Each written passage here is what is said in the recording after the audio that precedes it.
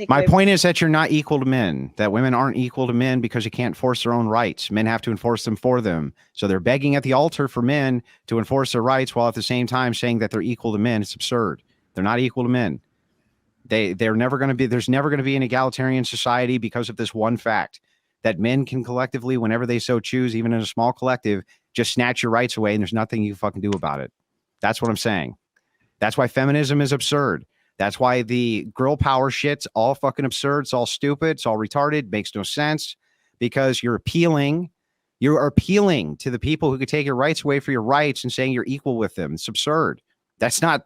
And if that's not the position, then that's not feminism, because that's what feminism is. It's a push towards the egalitarian nature of men and women, saying that we're equal in every way. We're almost interchangeable widgets. That's what it's saying. That's what its proposal is.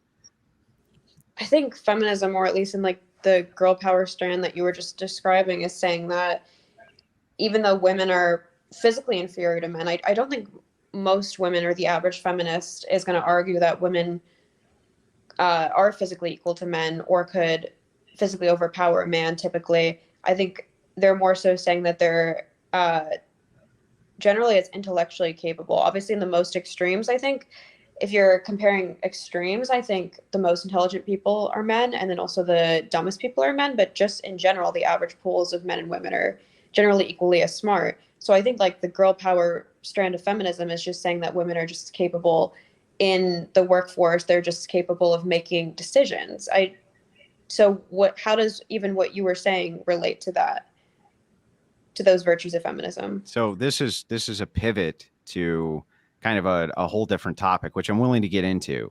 But before I do jump into that with you, can you make the concession that women's rights come fundamentally from men?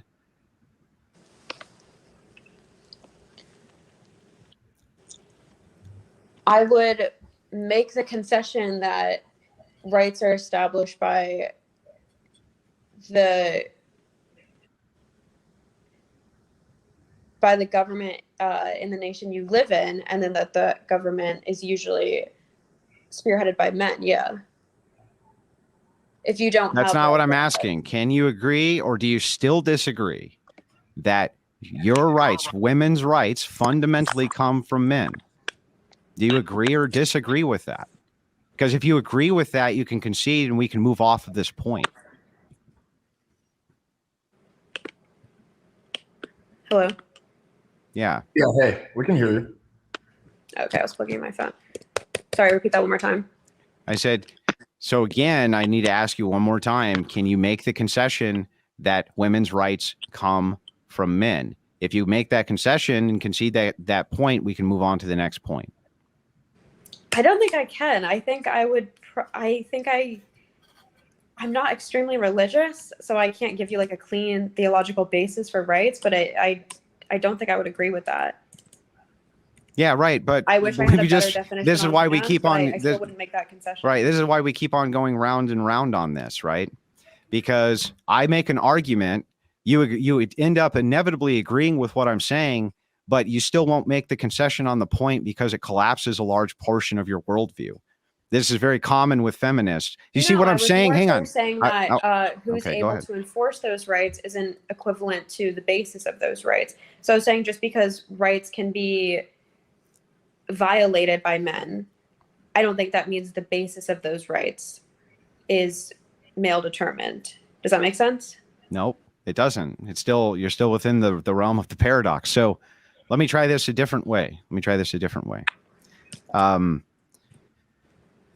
I'm saying to you, the reason I often make this just normative statement to a feminist, that their rights are dependent and reliant on men and men's benevolence.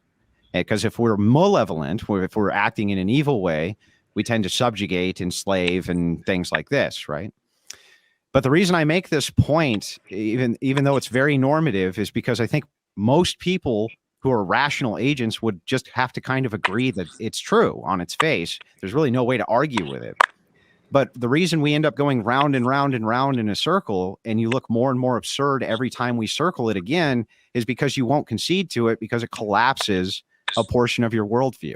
Men are the enforcers of your rights, not women. Do you agree or disagree with this statement?